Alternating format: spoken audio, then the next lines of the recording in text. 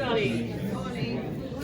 I do like to kick off right on time, but I waited a couple of minutes because there's people still coming in. But I think that I'd far rather reward those who came on time. So we will kick off, and we might just have to let the other people come in as it need to be.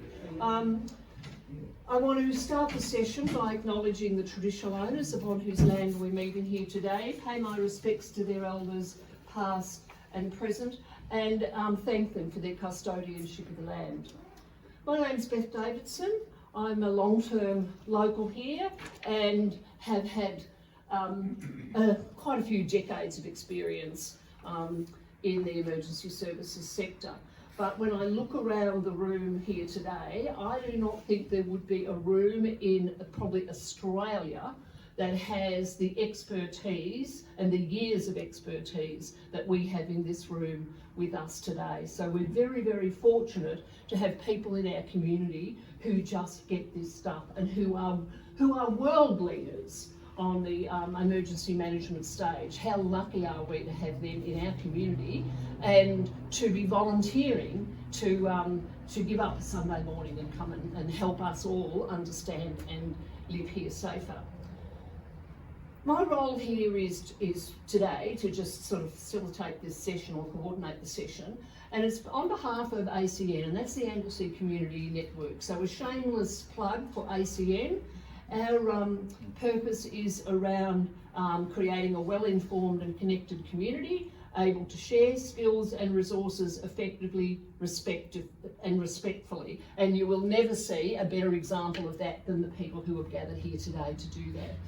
Our objectives are to improve communication within the town, to build on existing strengths and experience, and collaborate on issues and opportunity. And this is not just with regard to fire, but all of the things that might be of interest in the town.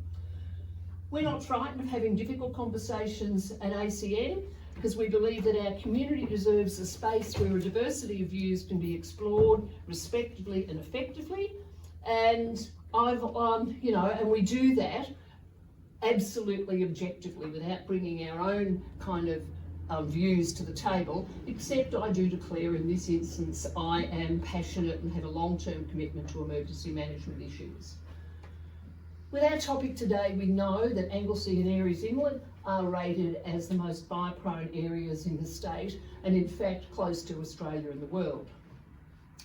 We're really lucky that we have a great fire service, and I'm pretty biased, and I think it's second to none in the world.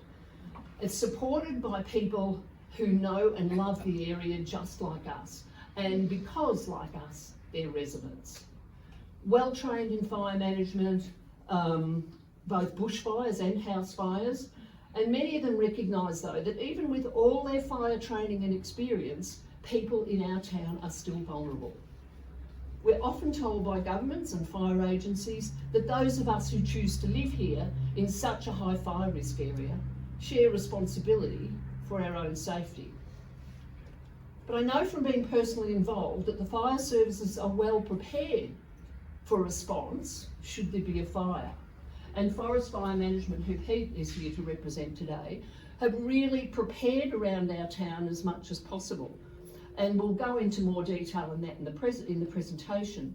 However, the gap in preparation is us, our properties within the town.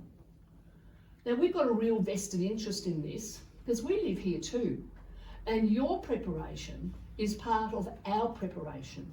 And we want the whole town to be as safe as possible. Today's session, as you might have seen on the flyers, is a little bit different from the normal fire session.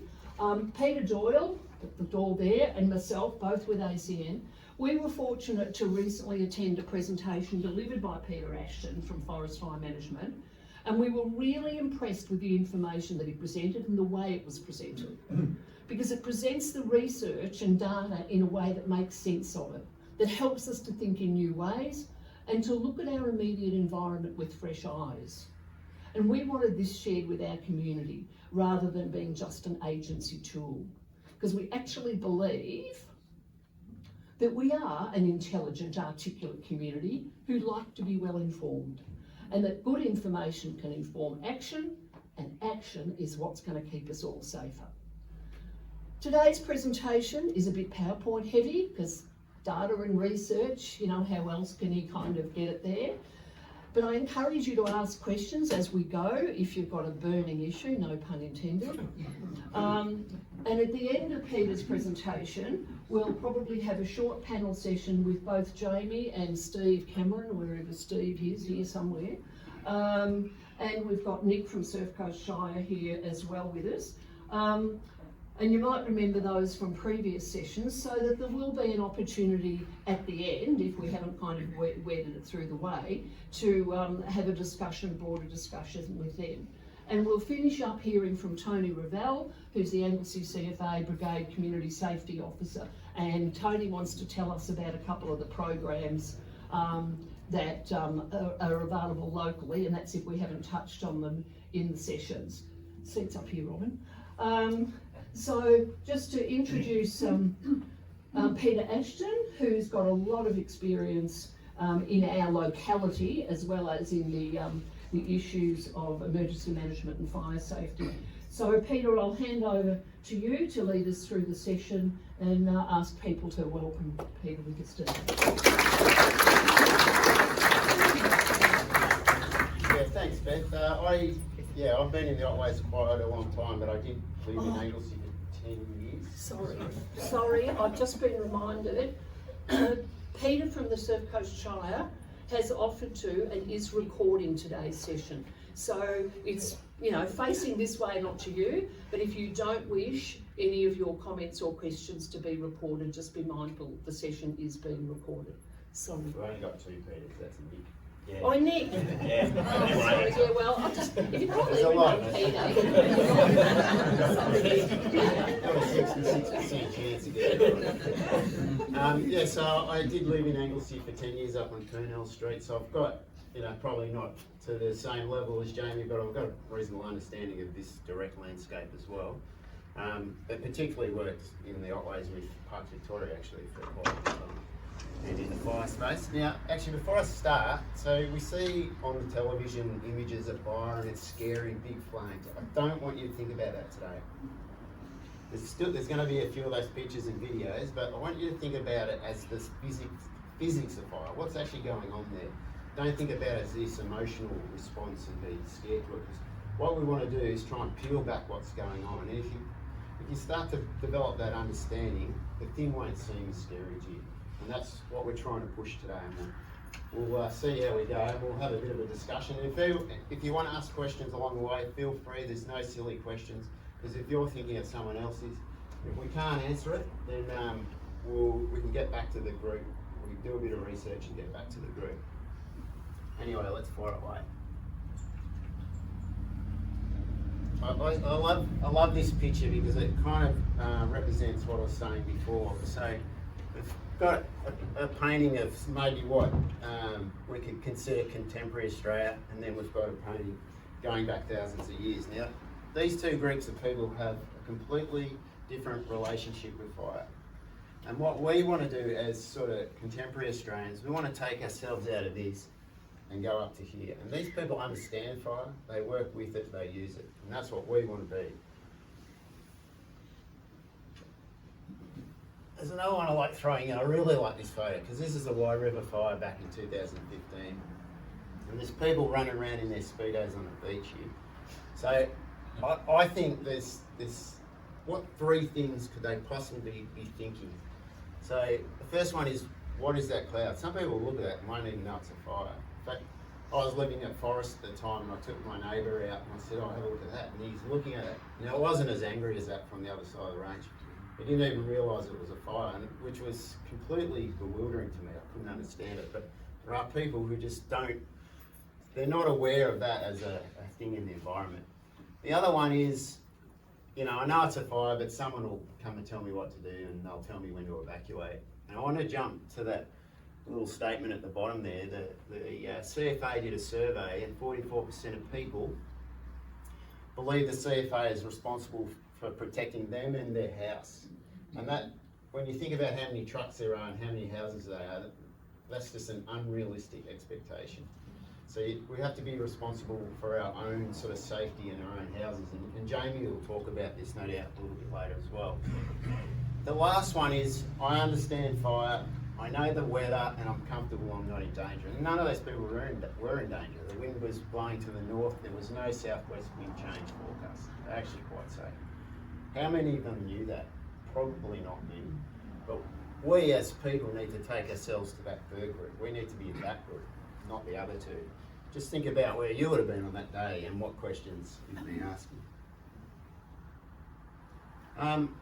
You might think this is a pretty silly picture to have a ball tyre up there, but we've got stacks of risks in our lives and we understand most of them. So I've got two pictures here. So one, if you've got a ball tyres and you're heading out on a rainy day, you understand that risk pretty well, right? You slow down or you get your tyres changed. You live next to a dodgy park, you're probably not going to go and walk out there at night. So you understand the risk. So what we need to do as people living here is understand the risk of fire. And it's not that complicated, you just have to sort of think it through and don't think it's this sort of big scary beast. I mean it is, but you have to understand why that is and when you have to worry about it. So that's the context in which we need to think about this presentation. Beth mentioned that we're in one of the most dangerous parts of the world in terms of extreme fire behaviour, and that is true.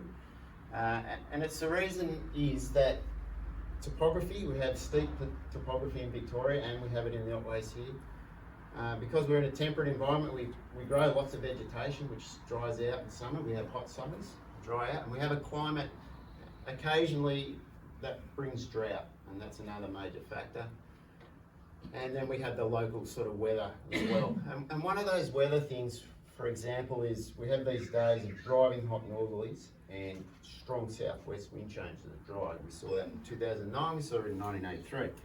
Now I've got a little graphic here if it'll work. So this is 2009, so this is the arrows are wind and the colour is temperature. So this is the lead up to the 2009 Black Saturday day. You see as the day comes it gets warmer and warmer, really strong northerly wind, and then you can see this southwest wind change coming through, and it comes through very rapidly and with a lot of wind behind it. And that's a feature, really a feature of our part of Victoria even. As you can see, as that went east, it dissipated. So for us and back towards South Australia, that is a real feature, and that's one of the watch out things we need to know. I just like that cool little graphic. So how does that play out in houses lost? So the darker colour here, this is for 100 years. You can see Victoria's had over 7,000 houses lost in 100 years.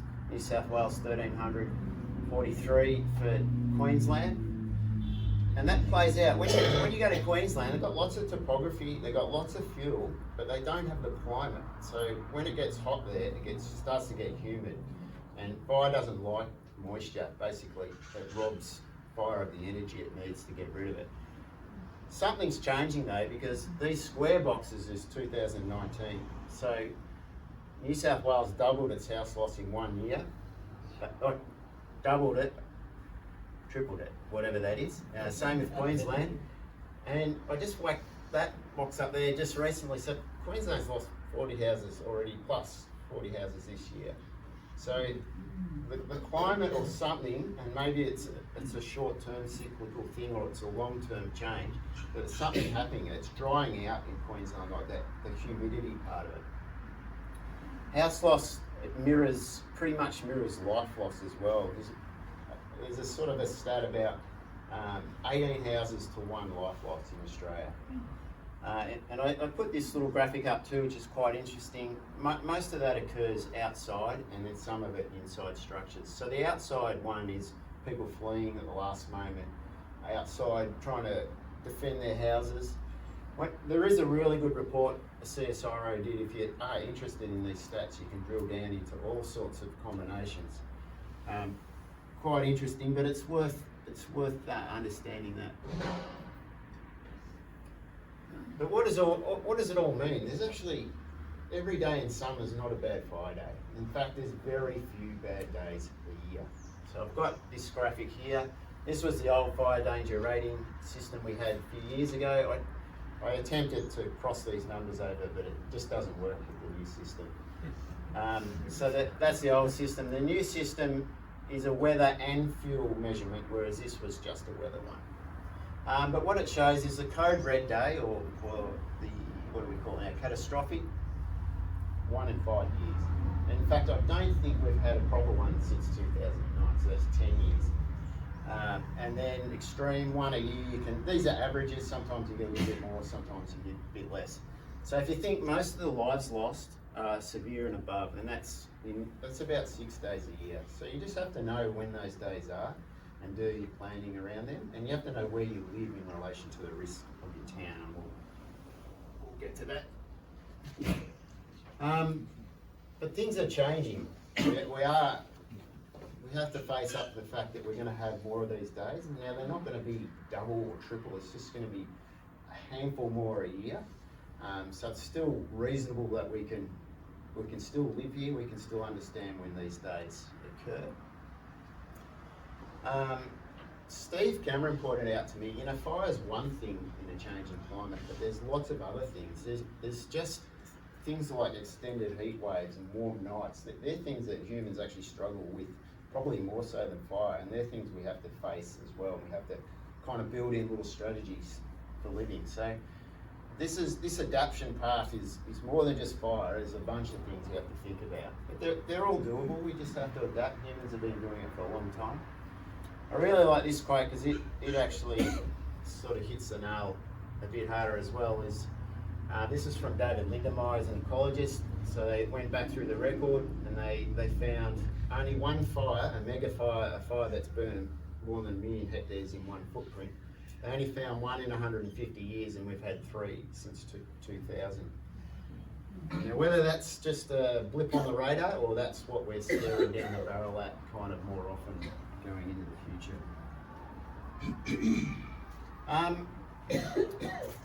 House loss is reasonably predictable.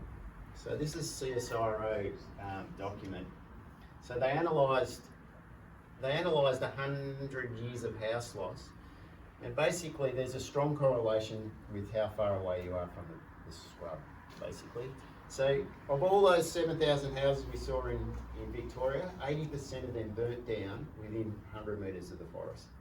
And that's an important bit of info, because if you're in that 100 metre, if you're near that 100 metres, then the way you think about your house might be slightly different than if you're in town. That also plays out with life loss too, as it turns out, very similar. So what I've tried to do here, this is a thing we call the red zone map, and it was drawn up a few years ago. So it's an attempt to put this into a map in colours. But essentially what it's saying is there's a different risks across the town. The centre of town and along the riverbank is less risk than if you're on O'Donoghue's Road. Well, these are important things because, one, if you live there, that sort of dictates how you manage your house and what you build there, but also you know that there's some sort of relative safety in being there in a fire. Going to be uncomfortable, but it would be very, very unlikely that you'd have enough, you'd be exposed enough there.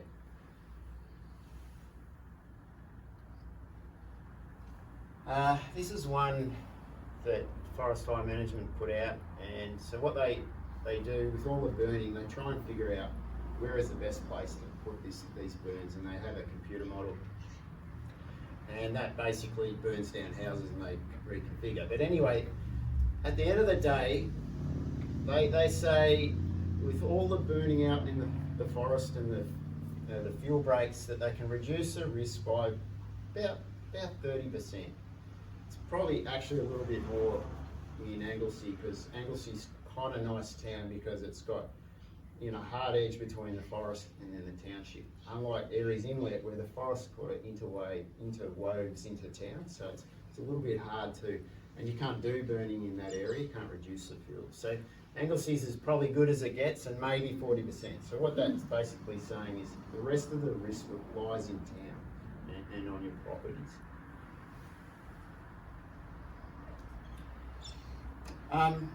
So the purpose of this slide is like, how do houses burn down? And I guess the fundamental part of this is most houses burn down from ember attack.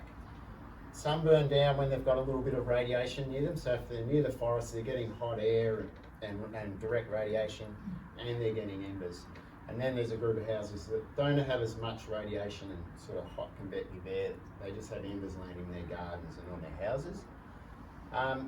So if you know that, you can do something about that. I mean, if your house is right at the forest edge and you're getting the full whack, flames, embers, convection, well, it's very hard to defend that. But as you get further back, it becomes more defendable, and you don't have to do extreme things to sort of give yourself that give yourself that sort of surety that your house will survive. Peter, one of the things that you said in the session that the other Peter and I went to, most of the fires that, it really stayed with me obviously, which is why I'm mentioning now, most of the fire that will come to your property arrives as a tiny fire. Yep. And that image really stayed with me. We sort of talk about ember attack and how it comes as an ember, but when you said that it is unlikely that the fire will kind of come at your property as this great big thing, it will arrive as a tiny fire. Yeah, most houses, that's how the fire will get there. And you can defend against that. And I've got some video, not that I want to make this sort of scary, but I want, when we see the sort of, they're mainly about embers, sort of see how that behaves and sort of think in your head, well, what if I did a few things around my house? What would that do to that type of fire? A lot of the fires we're talking about are a foot high. They're not 10 foot high. They might flare up when they get to some shrubs or whatever, but in essence, they're usually small fires. And we'll see this in some examples. I have got some examples coming up how different fires have arrived at town edges and what that might look like. Just before so the embers generally, they can light your building up directly. That is definitely possible. And if you have vegetation on your building, like leaves, then that makes that even more likely. But a lot of houses that are lost, the fire will land, in a bit of garden, a bit of grass, and it's not a very big fire, just creep around until it finds something heavier to burn, like a retaining wall or the bottom, slats of your house, things like that. So if you kind of understand that principle is going on, and you can do something about it, you can break that line, which is what we'll talk about. This is a great image actually, because this is a fire arriving on a road, and let's assume that's a township. So the fire doesn't actually go across in a big wall of flames. It's pretty scary at the edge. You wouldn't want to be there, but just have a look what's going on with the embers and how that's playing out.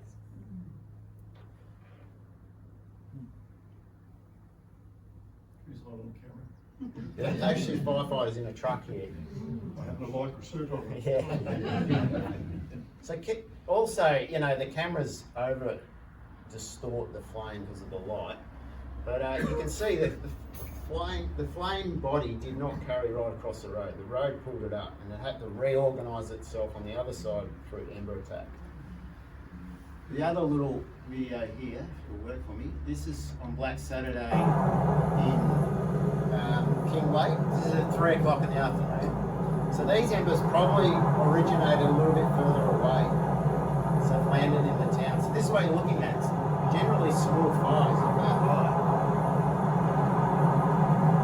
This is like the most extreme wave I've ever seen.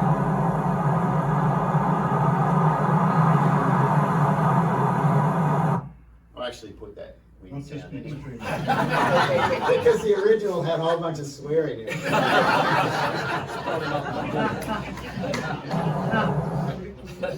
Not just an extreme danger, but extreme fuel conditions as a result of protracted drought periods. Couldn't get a worse situation, really. Yeah. The day was bad, but the lead-up time was bad. People don't appreciate how dark it is. Yeah, 3 o'clock in the afternoon. Just the smoke covering the sun, basically. It's a good point, Fabian. I mean, if you think about fire, to have an extreme situation, you need all these little stars to align. And one in Black Saturday was extended dry leading up, and then really hot conditions, in the last week or two, to the point on Black Saturday, the moisture overnight for the 3 days before just never recovered. So if you think about moisture and all the timbers of your house and all the garden fuels, it kept going down like this. So by the time the day came, there was maybe, you know, I'm picking a number here, but like 5% moisture, and you can actually light a piece of wood with a cigarette lighter at 5%. But you get a piece of pine and try and light it when it's 18%, can't do it. It's hard to light in your heater. So moisture makes a big difference. So there's another one of the sort of the stars aligning. In Ash Wednesday, I've got a couple of sort of rainfall things right at the end, but what is interesting about Ash Wednesday, the last 2 months leading up were very hot and almost no rain, and that's like the final kicker in all of this. So those stars, if you understand them when they line up, you just have to know when they're starting to line up, and that's when your sort of risk level and tolerance, you change it as it gets worse and worse. Now this one's in Tenterfield, and it's a pretty interesting video in its own right because there's a bit of aerial attack on it, and it's kind of good to put aerial attack. We think helicopters are going to save us. There's a little example here where they're effective, but within reason. But the main purpose of this little video is just to watch the spot fires, and when it gets to the creek, just watch how that basically has to reorganise again and spot fires over, and that's essentially what you might be looking at your town boundary. Now this is not a really bad day like Ash Wednesday or Black Saturday, but keep that in mind. But I thought it was probably worth showing. I got it only about 2 days ago off a CFA mate. I thought, geez, that's an interesting bit of footage. It only goes for about 40 seconds. So the build up of fire, when a fire actually starts from a spot, it takes a bit of time to build up. It doesn't get going full stick for quite a while. So that's happening in your garden. So as you can see here, it's run into the forest.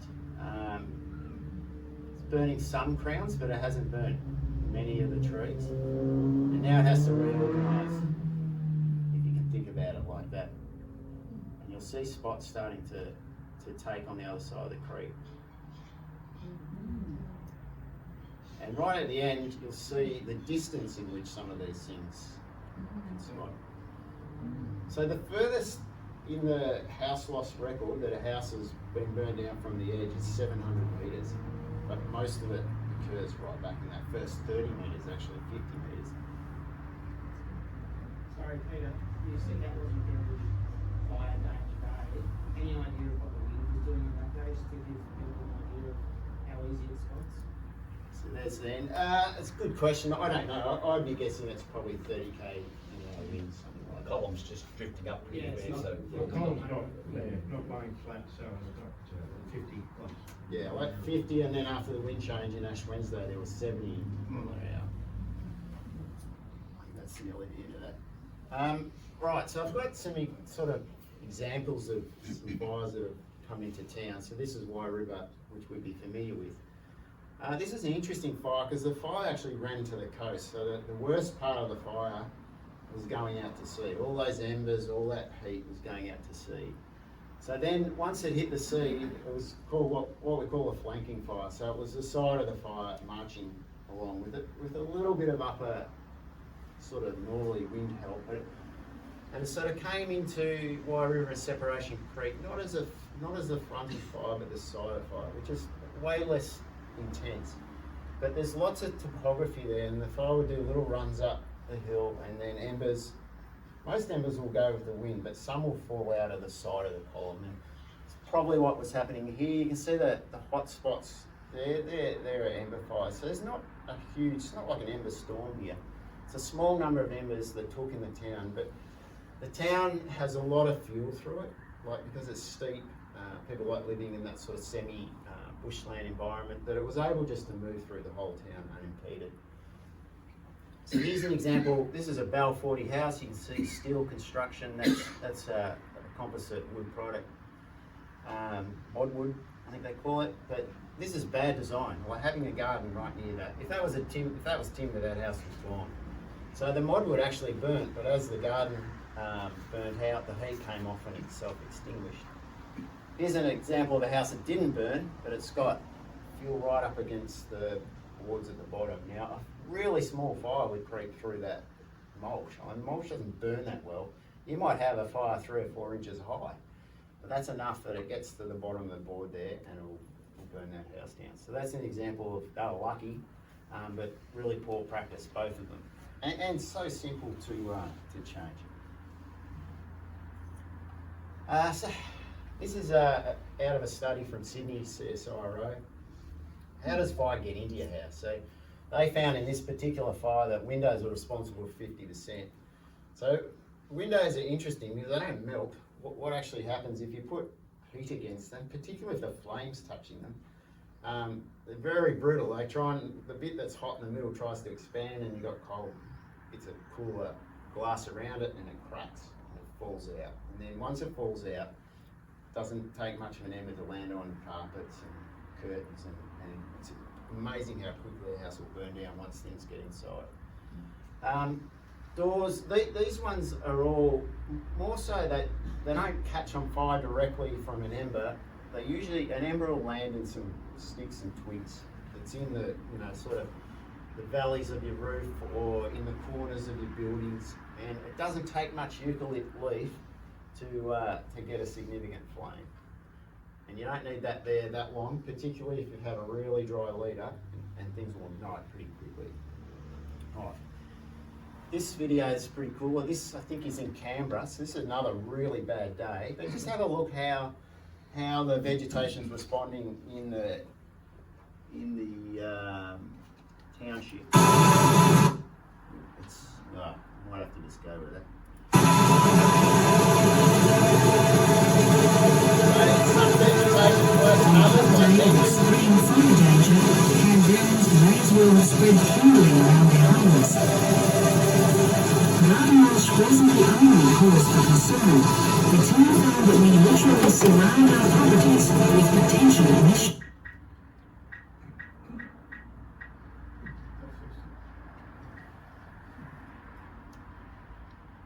Play it again.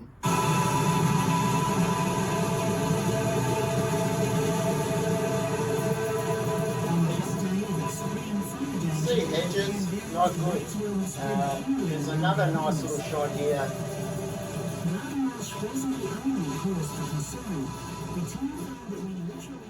So they're not big fires. Now here, we hear about ladder fuels. You've probably all heard that. That's a great example. A ladder fuel is just where you have fine fuel that starts to the ground and then it'll go pretty much into the canopy of the trees. So it allows fire just to do that, and it's highly aerated and it burns really well. But another thing, really easy to cut that out, particularly under trees, and you'll see that as one of the guidance, and Tony will talk about that a bit later. It's a real easy one to fix. Peter, probably a couple of slides ago, one thing you mentioned at the other briefing is houses in that shot with treated pine retaining wall butted up against the house. Yeah, well, so we can talk about that now. So in Ashwin, in Wye River was a classic, because it's steep, there's lots of retaining walls.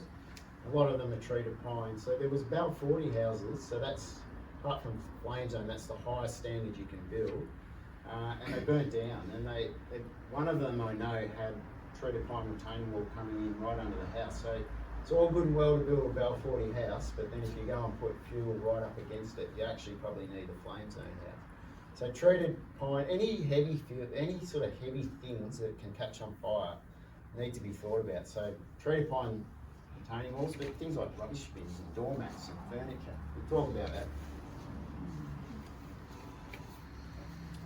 So yeah, this sort of leads on from what we were just talking about. So this is the standard that they build bushfire houses now, this Bell standard. So in Wye River, there were 7 of those houses and 4 of them burnt down that were built to the standard.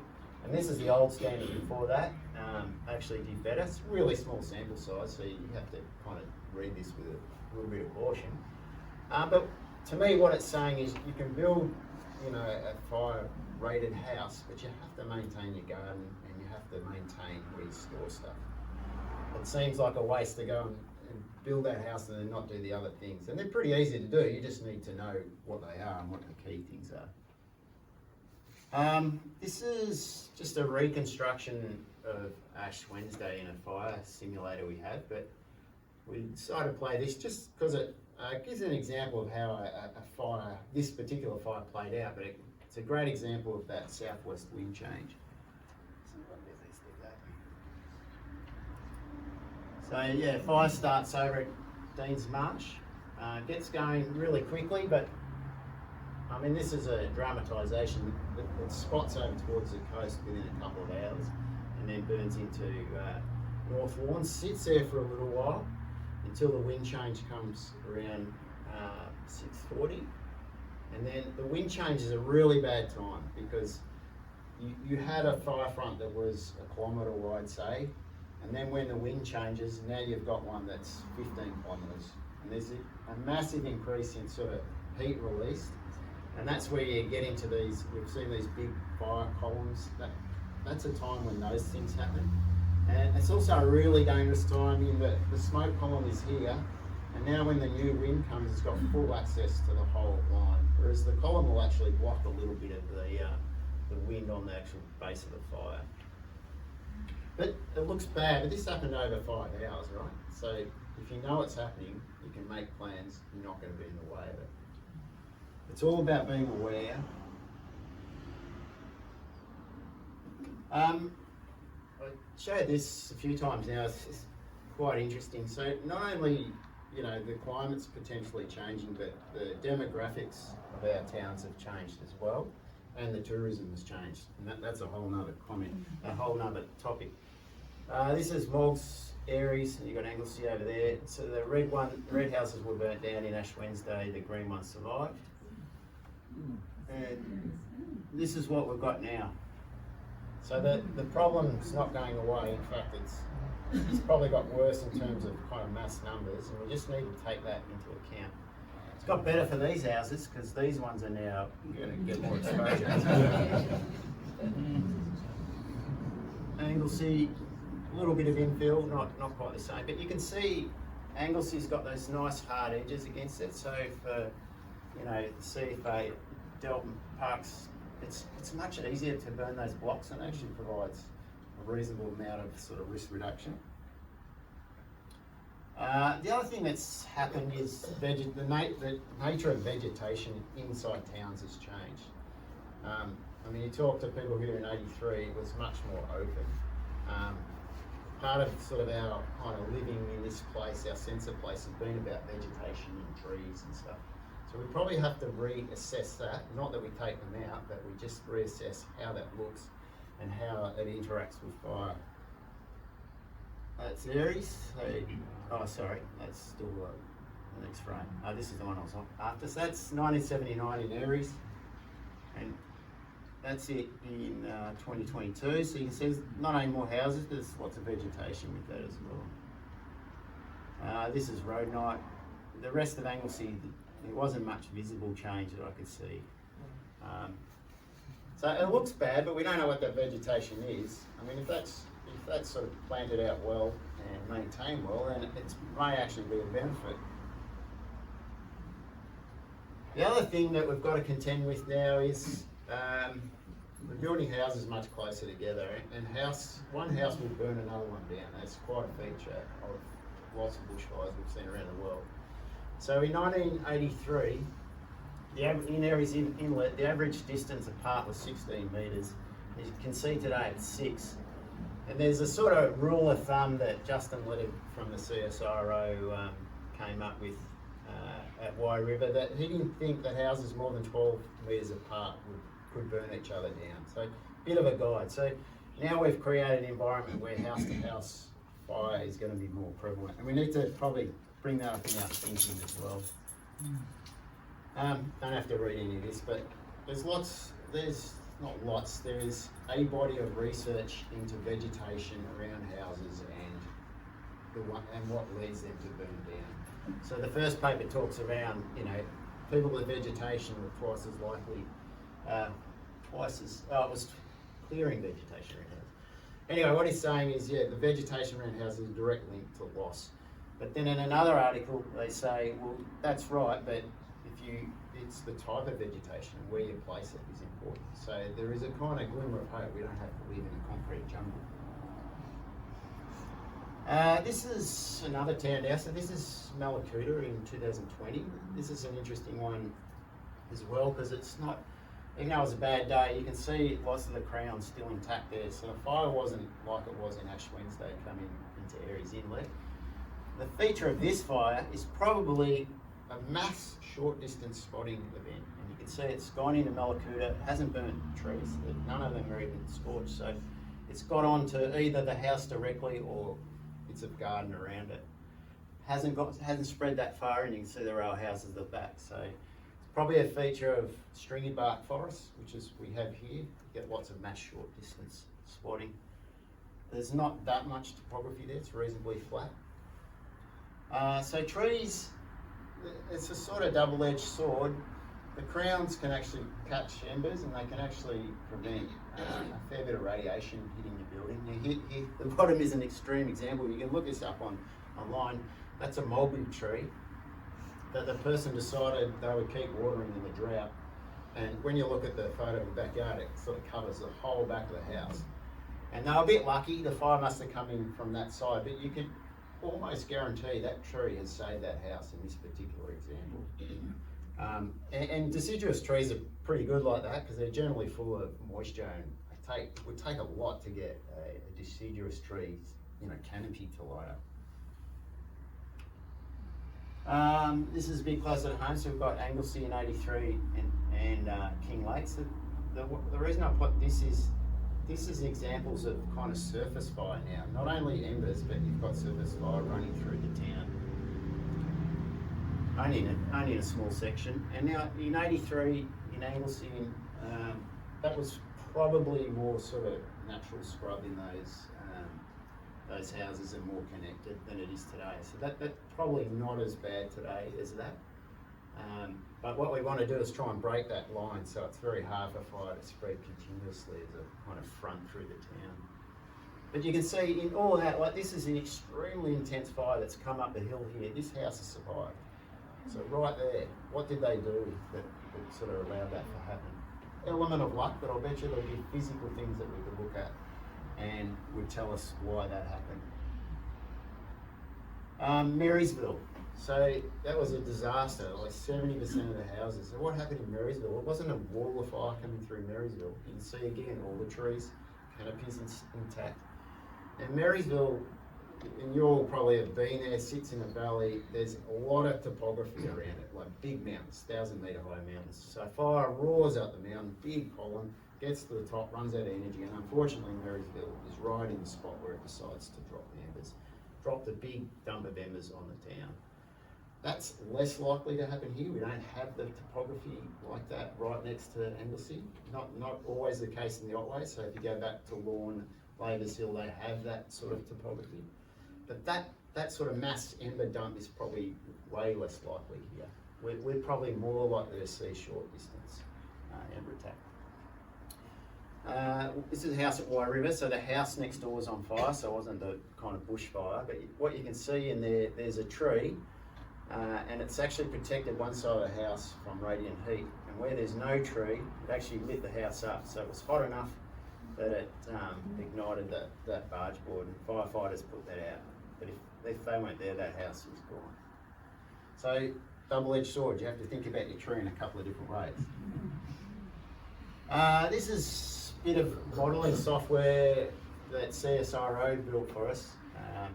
Allows us to kind of put in elements of a house design and then garden maintenance. So I just ran it, left everything the same, except I basically said, well, no one has a tree hanging over their house and everyone's cleaned up around.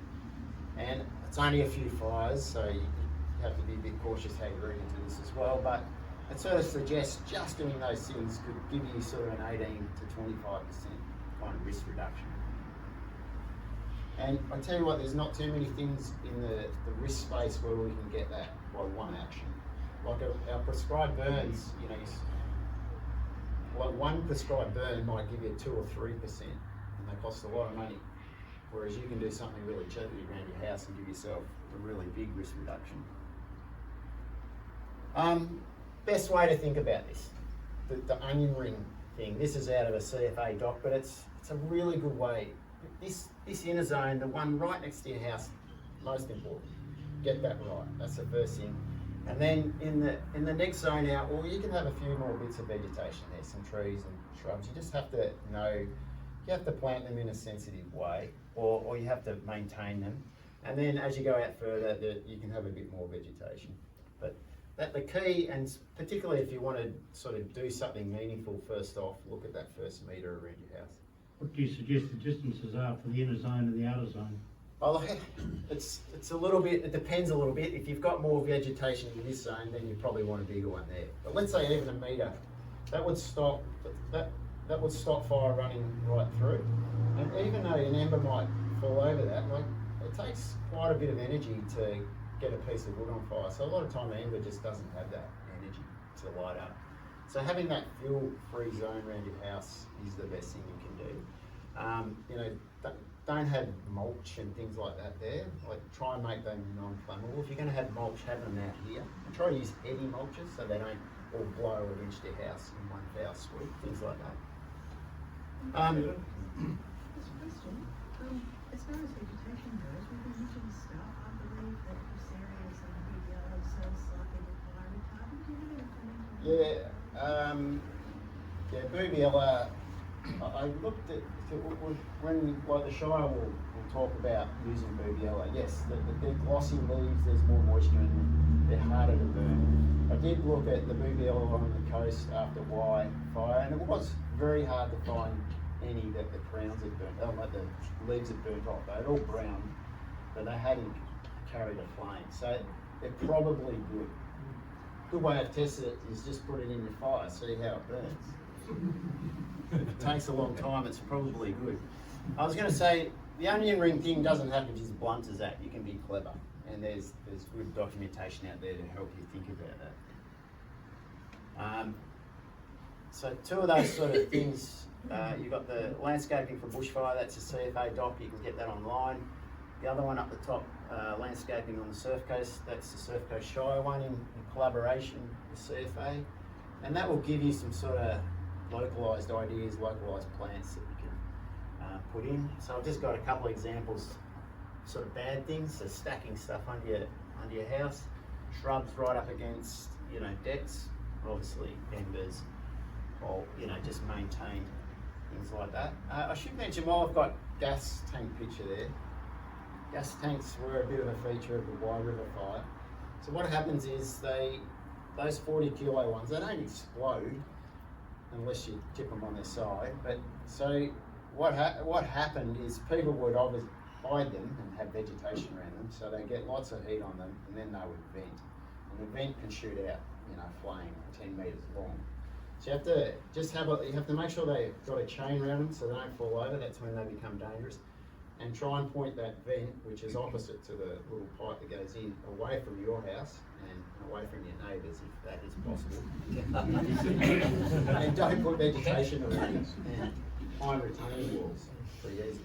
So if you go to the Anglesea Surf Club, have a look what they did around their tanks. They replaced all they had a pine retaining wall around there with concrete retaining wall. Pretty basic, just in a small little section, but enough to stop that probably venting. And they've got the big bottles that are even harder.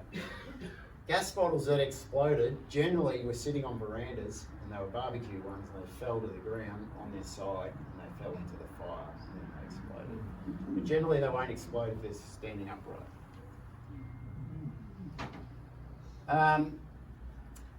There's heaps of help out there. This is what we're talking about there. This is the federal government have brought this out. That's the link you can go to, and you can actually you put your property address in, and you put a whole bunch of things around the state of your garden and the design of your house, and it'll give you a sort of a risk outcome. This is what I got. I live in Colac now, on the edge of town, so it's not in the middle, so it's more a farmland. I did my same house on the edge of Anglesea, and it brought that up to here. But in there, there's some good information in there. The other thing is, CFA have big programs about this stuff, and Tony will talk about this, but you can reach out to them. There's lots of info online, and actually people will come out, and we'll talk about that a bit later. Same with Surf Coast. Got a great team there. They'll give advice around, you know, plants and what things to remove and what to replace with, and where you're going to get the best bang for your buck. So a couple of key takeaways. is we've got to understand the risk is not going down, it's going up. You just have to start preparing a bit for it. Vegetation around your house is a really big contributor to house loss. And it is possible to manipulate that pretty cheaply and easily. We have to realise it's only part of the solution. So we've got the whole building. We need to have some sort of, emergency response plan now. That might not be written down, but you need to understand at least what you will do. Insurance is a big one. Like, that's not going away. So we're going to be forced into this by insurance companies at some point in time. And you really don't want your house to burn down. A lot of people say, oh, I'll just rebuild it. But I saw people at Wairriver, and I was taken back how emotional actually seeing it firsthand it was for these people. And not only you got to go through the loss of the house, but you got to deal, with the planning scheme again and get these things built again, which is painful. And then you got to deal with your insurance companies.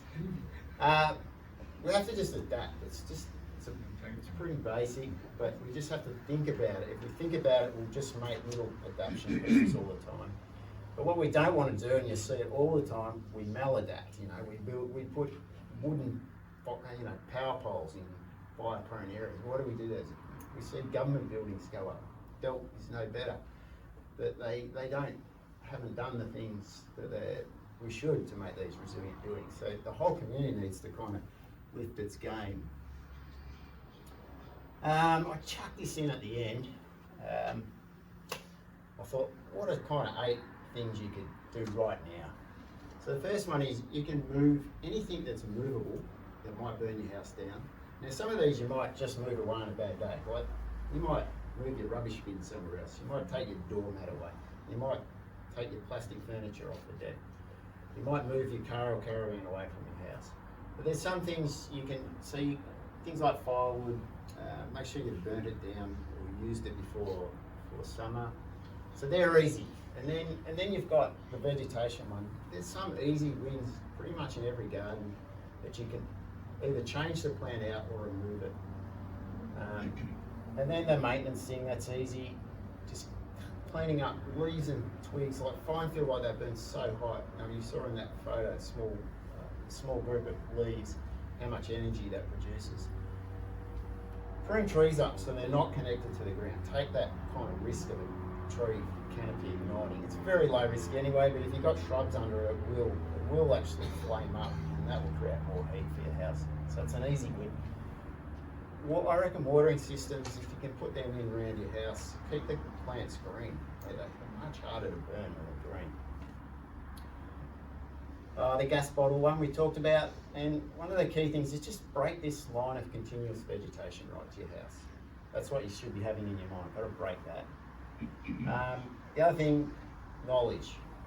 Just continue to build the knowledge. Once you've got it, this thing won't be scary anymore. It'll just be something you do.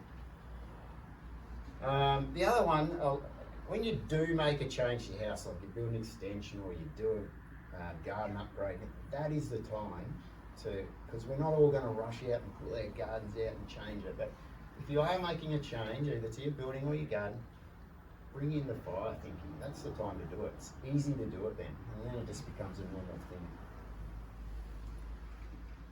Are you interested in about this season? Yes.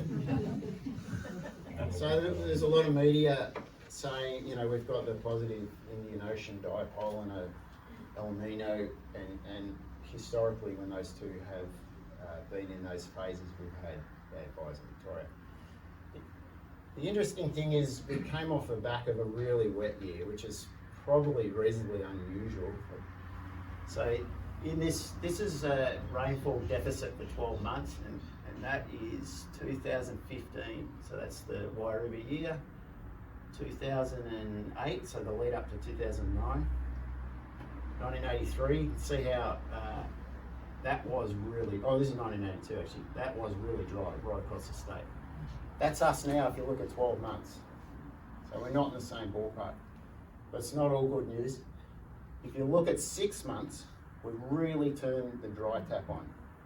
That's Ash Wednesday, that's 1982, that's us now. So we're catching up.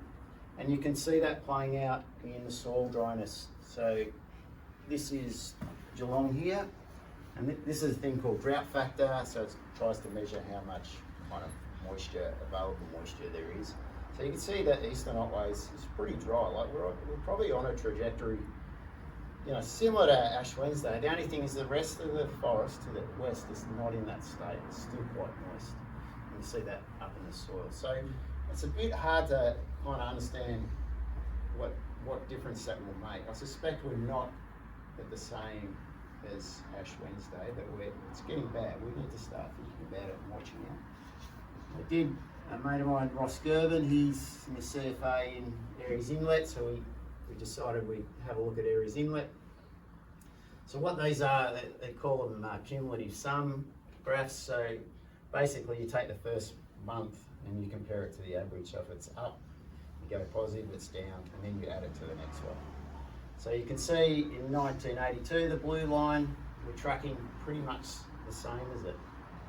I should say again, the lead up into the fire was very hot and very dry, and that made a big difference. But if you go back just 15 months, that's what the graph looks like. So there's a little bit of uncertainty on what that surplus moisture will do for us coming into this season. So it's probably not all doom and gloom, but it's worth keeping an eye on.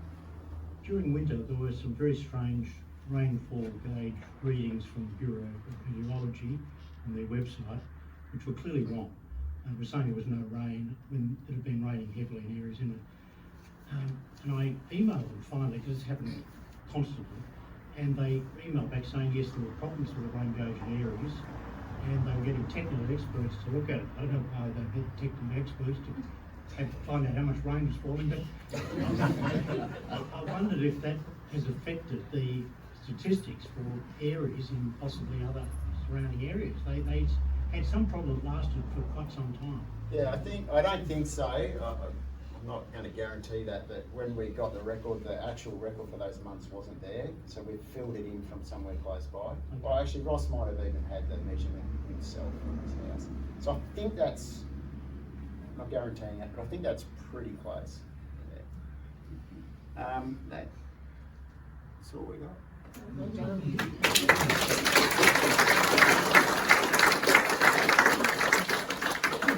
Questions? Anyone got any questions for anything that Peter has talked about? Fire away. Pete, you mentioned moisture. What about fuel load building up over the last 3 years? How are we situated? I think this is a little bit of a misnomer. Like definitely in arid areas and grassland areas, rainfall equals more fuel grass. But what tends to happen, yes, you get more grass growth in the forest, but what you do is you get less leaf drop because all the trees are happy, and you get lots of bugs in the ground, and they're all eating up the vegetation. So it doesn't necessarily translate to high rainfall, high fuel load in the forest. In fact, it's usually droughts where you have this. The stuff's super dry and leaves are falling down. So yeah, I don't think that's a factor. Drought is still worse than what we've had. I think, Fabian, I don't know if you want to. Yeah, I agree, but the fact that the grasslands are dry as a consequence of it and have the increase of fuel doesn't preclude us from an event that starts beyond the end of it. So our forest will be dry enough to carry a fire that might start in the grasslands and it's going to come through the bush. So we've got to always be mindful of the fact that the fire mightn't start at our traditional spot at Duranganator or Durang or somewhere like that where we do have models, but it could come from way beyond. And the fire that gets up momentum in the grasslands from a little over on the stropland is the cold. So even on a warmish day, those sorts of events are possible. And they're the sorts of things that frighten us about 2019 and 2020. Those fires became continuous because there was such a large mass of them. Multiple fires joined together and became impossible to handle. Can you give us a little bit of an overview on the work that Forest Fire Management have done, either with both prescribed burns and the strategic fuel breaks? Yeah, I'll start on the fuel break. So in 2008, we put a series in at 40 metres wide. So that's not to stop a fire. It's kind of got two values. It makes doing prescribed burning much easier. I remember before they were even, I did a burn at the back of where I was living, and it's so stressful that, you know, you have to have hoses out and drive around in my mother-in-law's car in my pajamas at 3 in the morning. So it's all those things. It makes it much easier. What it will also mean is when fire coming through the bush, it will go to ground. It should not burn the crown through there, and the fire that arrives at the back of those first houses should be lower. And in theory, if you did the right thing in those houses, they'd potentially be defendable. So there's that. And then sort of 2020, did the rest of them around the town. So there's now a complete sort of boundary of the town. And the other one was the Ocean Road. And that was a little bit controversial, but that one was mainly around, one being easy to burn. It's very hard to burn off the Ocean Road because you have to have traffic management. It's quite dangerous. The other one is that if people do get stuck in their car and there's fire either side, in theory the radiant heat is lower, and you would like to think that it's more survivable anyway. That's where that came from. The prescribed burning, basically there's a kind of a 1K arc around town, and that gets burnt really regularly. There's about 4 or 5 blocks, and they rotate through those sort of every 6-7 years. And then in the next zone out, they go through the blocks as well, but they make that return period a little bit longer. So Anglesea's good there's been a lot of burning in recent years. It's probably in as good a spot as it can be in terms of the fuel immediately close to the forest. The other thing that's started to happen again, this probably happened, Jamie can comment on this, but trying to do more burning in winter and have no boundaries, so unbounded burning. So when you see that burning in winter, it won't be a block style, it will just be allowed to go by itself and then go out overnight. So yeah, in terms of the forest, we're probably as good a place as we can be right here, because it's reasonably easy to burn these dry forests. Much harder when you get the warm. It's tougher to burn, sort of wetter forest. The other thing the break does is give firefighters a chance. So apart from this, the civil population being able to move a little bit more freely, or perhaps with less risk, it also gives the firefighters a bit of a chance to tackle the fire from a line. No guarantees with this, it just gives us that radiant heat break that allows the firefighter to get closer to the beast itself. Understand. Maybe jump in. Look, I'd say, having been involved coming down here with parks and forestry back 30 odd years ago, it's the best the town has ever been by that much. It's ridiculous. I look at the town, the work that's happened. Never in my wildest dreams we thought we'd get those fuel breaks done. It's always been to see them and the effect that has. It won't stop a fire, but it'll bring it to ground. When it's to the ground, it's a totally different deal with them. And also leading into this summer, like if we could go into every summer with the dams full, green grass still, November, you'll take that every day of the week. That's not going to say we won't have fires, but again, it just puts it into context. It won't be an Ash Wednesday type fire because of that prime. Remember, we were, even in the 2009s, we were saving water to put into our gardens. That's when you're really more on edge. And sure, look, we'll have some fires, but as Pete said, this is where we live.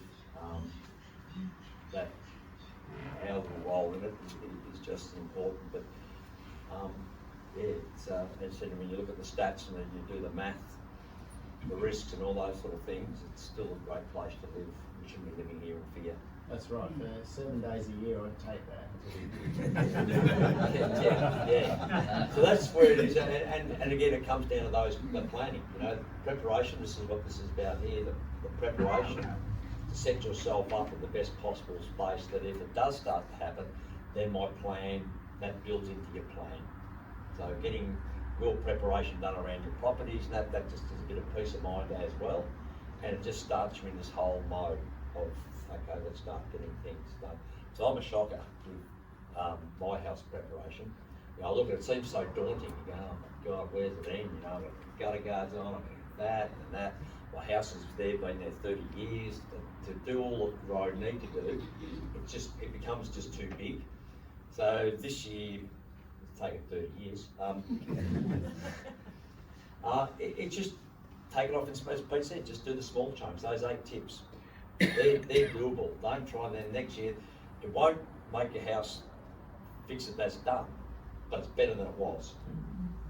So, then next year I'm just going to extend it a bit more. I'm going to do a bit extra. I'm going to do this. I'm going to do that. Maybe a bigger ticket item. Bang. Now, no one's going to go there pulling out the retaining walls now and all that sort of stuff. But okay, let's get the shrubs up against the house. It's the small things that Pete did. Just let's do that this year. Not great, that's a good start. And we go, oh, that wasn't so bad. I'll do this, but you know what to do. And I think those 8 tips that Pete put up there, I reckon that's a really good little checklist to really set yourselves up pretty well. Kick on. The other thing I think we've learned through talking about this nuts is we've all got to make it a habit. Every year we do, every year let's do something rather than do nothing. Little bit here, little bit there. So every year what we do is we look at our property and we say, oh, I could do that this year. I think that's the key. Make it habit.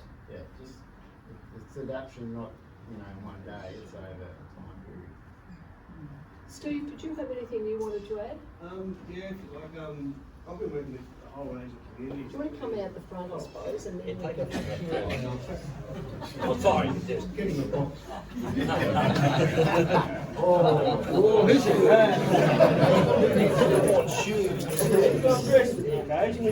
He's got the Anglesea uniform. Yeah, that's right. So I think part of the work that we've been doing, a whole range of this, is working with different communities over many years, and part of the more recent work that I've been doing is communities learning from each other.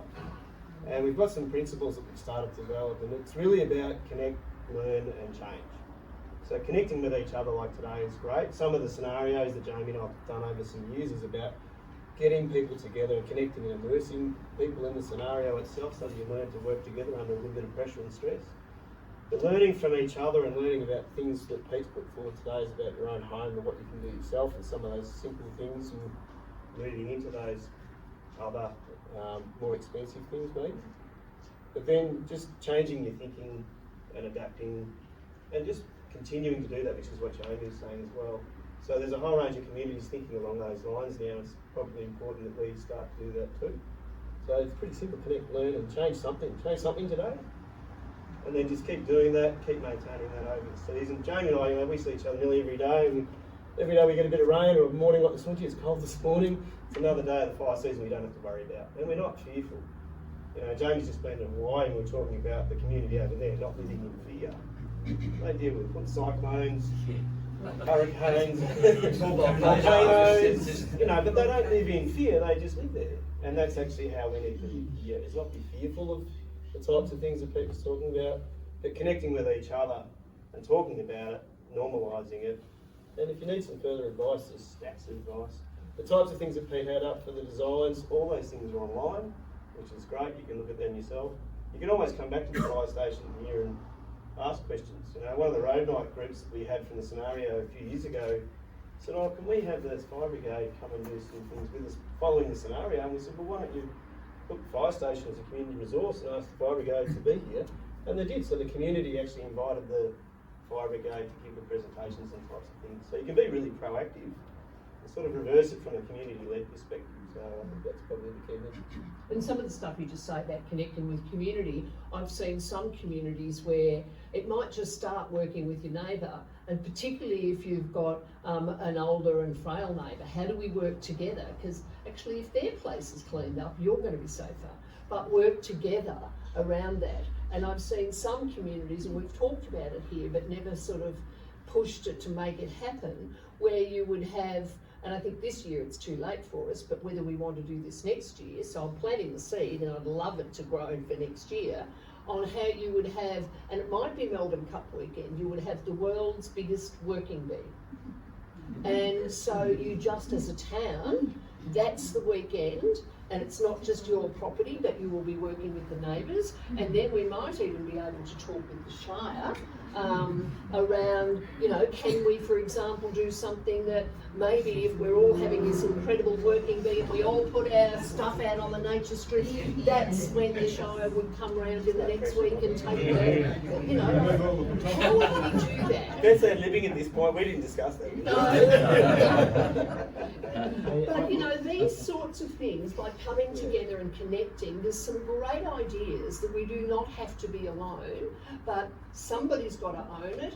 Somebody's got to just, in a nice way, this one, start the fire burning so that we actually get that kind of community groundswell of what can we do, not wait for somebody else to arrange it. What can we do together? I wonder, Nick, as a sort of example of Moggs Creek, what they've been doing every cup day for out of there. Yeah, so just, we don't I won't say it too loudly because every street wants it there, but that's what happens in Moggs Creek. And it's happened for years and years and years. And originally it started off a few neighbours getting together. We all come down for Cup Weekend, right? And we know that the absentee owners have come down for Cup Weekend. So they started cleaning up. That was their clean up weekend. And then they asked the CFA, corporate, because they've got lots of money. Hey, can we have some... no, not locally. No, they haven't got money. Can we have some tools? Can we have some help with this? And they said, yeah. They gave them, I think, a cage trailer and some pruning tools, that sort of thing. And it's Racos. Yeah, it's built from there. And now every year they all clean up. They put piles and piles, tons and tons of green waste, cut vegetation out the front on the nature strip, and we come through and pick it up. And we put it through the chipper in about 2 days. But it has to be organised. It can't be hodgepodge. Otherwise, it takes 3 weeks to do, and we're running around chasing piles, and the wind blows it all over the road, and then the neighbours complain about this and that. But so they're really organised about it. It's not a super strict thing, but they get it done, and then we can come in and help them. So the weeds to mulch is the key. Yeah, it's weeds to mulch, and so. From an environmental perspective, we look at, not every plant's a bad plant, right? We want to look at the weeds first, because that's an easy one, right? That's a win on 2 fronts. But also where it's situated, there's no point in taking out the pittosporum of your letterbox if you've got 3 at the back of the house. Let's look at what it is and where it is, but weeds are a really easy one to target. So again, how whether it's at a household, just kind of neighbour, street, or what kind of level, so that's kind of, again, that shared responsibility. So throwing it back out to you on what can you do in your little group, and how might we, build up the patchwork across the whole town. Anything further from any of our wonderful experts here, or any other questions that people have got while we've got this expertise? And then it'll be Tony over there. No? So I'll call on Tony, who is... Can I just have a plug for, if you get rates, you'll soon get 3, you'll soon get your rates, sorry about that. We got those. With that though, you'll get 3 green waste vouchers, and every property gets that. So if you get them, use them. By all means, it's free, something free from Shire. You never get free government anyway. No, you get lots of things for the Shire. I've got my boss sitting there. But use it, and if you don't use it, give it to your neighbours. By all means, use the street's worth. If you have absentee owners who are not going to be there, who are not going to be able to use it in time, have a chat to them. See if you can do a bit on their property, do a bit on yours. Use that service to clean up and reduce everyone's risk. Thanks, Nick. Great.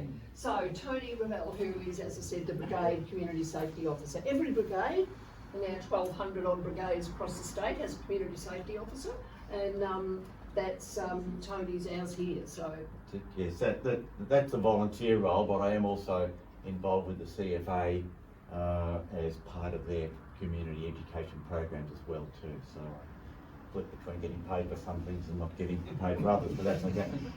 In terms of, mindful of the time, so I'll gallop through things relatively quickly. But Beth asked if I would outline what the programs and resources are for people who want to inform themselves further and, I guess, better prepare. I think when I'm speaking to people about fire, I like to keep the messaging really simple, and I say, number one, you've got to prepare your property, and we've heard a lot about all of that.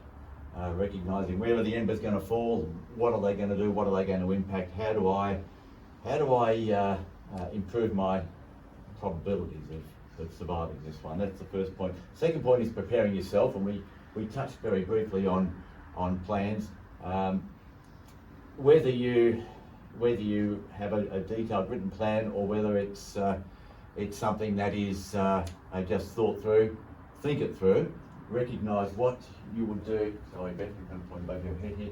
At the various stages and levels, what you're going to do, when you're going to do it, where you're going to go, what you're going to take, all of those things. Don't be somebody trying to second guess and make plans on the fly when it's time to evacuate. You don't want to be doing that. And the third point, the third message always is keep informed. And I think most people know how to do that.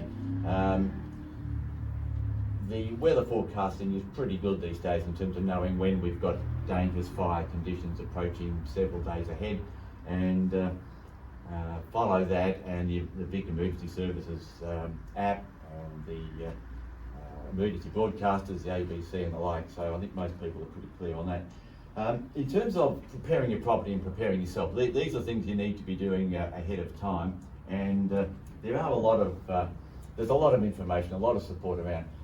Like most things in the world these days, you go online first, and the CFA website does have vast amounts of information and programs that you can engage with.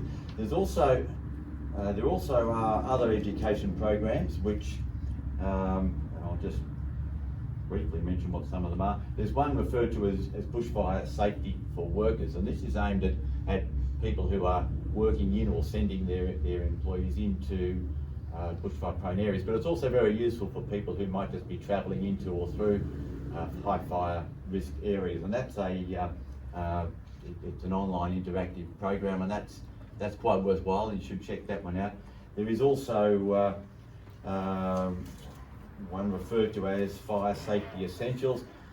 Most people here are probably beyond that level, that you kind of know the basics of it, but that is still a worthwhile online program.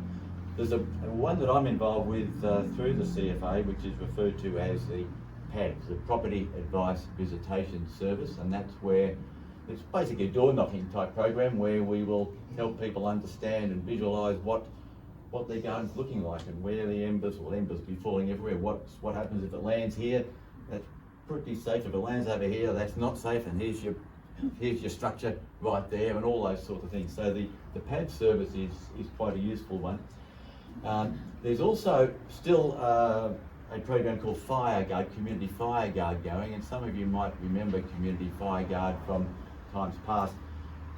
A lot of what FireGuard did in the early days was a communication sort of network channel where you'd ring your neighbours and all that. And that's kind of been, whilst it's still there and still important, it's been somewhat superseded by the various apps and other things that we have nowadays. But Community FireGuard is still there and that's a real behaviour change program, and that's for groups of people that are living close together that are fairly highly motivated and highly organised to want to develop that.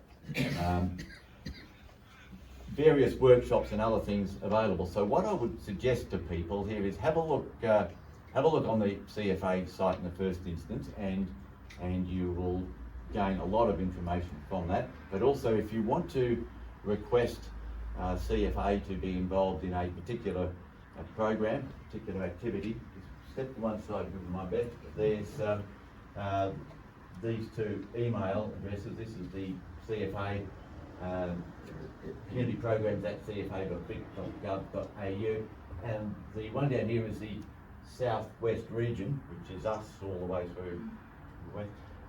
Southwest region community safety at cfa.vic.gov.au, and you can request information, support, and with things like the property advice visitation services, register your interest or intention that you would like to have somebody involved with all that. So, without going into any of the details, I've left some information on the front desk there too in terms of property preparation and the like, so help yourself to all of that. Thanks, Tony. Thank you. So we're going pretty well for time. Excuse me, pretty hard time taskmaster. Just a couple of things I'm really interested in. For one, to understand if, for any of you, this is the first bushfire awareness program you've been through. So anybody who this is their first experience, could you pop your hand up? That's really good information. And so to think about where to next, what are our next steps? We can, with the goodwill maybe of these highly skilled people, offer this kind of program again, and that would be about getting your neighbours or somebody else to come and do this again. Or like we did a couple of years ago, where we had Jamie and Steve lead us through some scenarios of, and I don't even like the name, but that's what we have to call it really to a degree. What if you haven't left in time?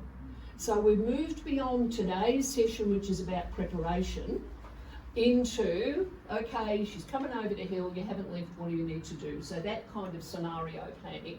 And people found those sort of sessions really useful as well. So can I have a show of hands for people who think it would be valuable to repeat this session again?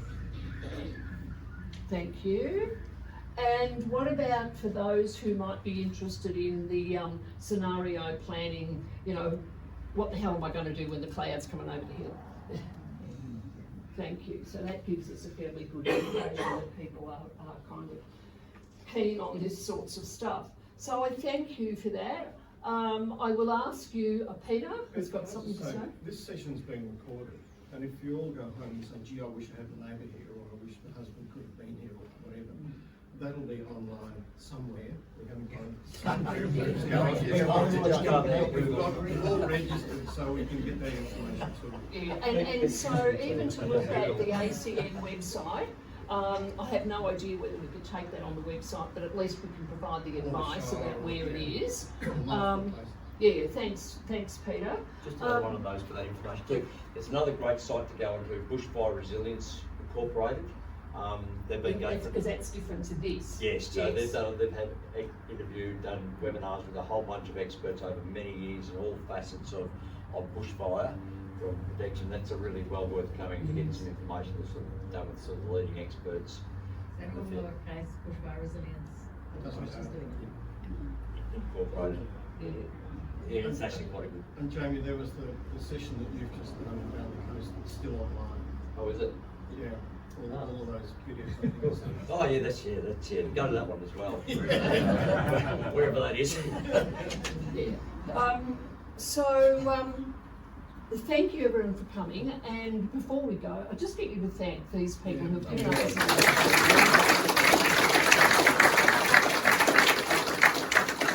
just so lucky, and to Fabian as well, and Tony as well.